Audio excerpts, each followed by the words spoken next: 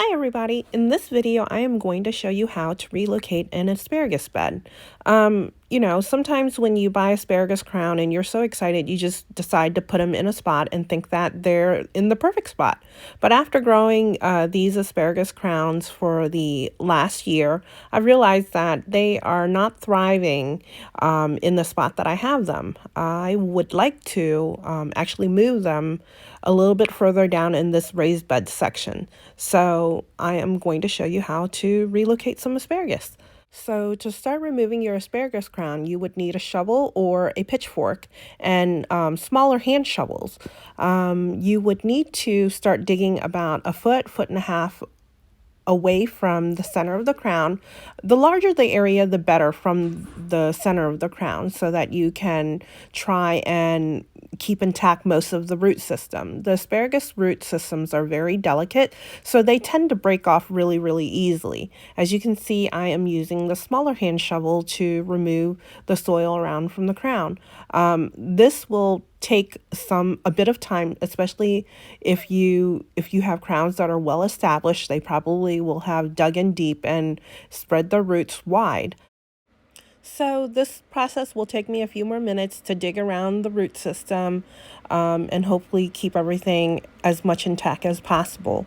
You'll experience a lot of breakage as you're digging through, and you'll realize that, but try and keep as much as the root intact as you can. So gently dig around until everything is done. You may have to end up using the pitchfork or the larger shovel again to dig under and get it loose. So at this point you can see that I'm almost able to free up the root system. It is up, there we go. I got it up and shaking off the excess dirt, and as you can see, look how big this root system is. They don't grow down, they grow outwards. It's interesting. So if you take a look at it, you can probably separate it, but with this crown it's just starting to get established and I'm going to keep it intact.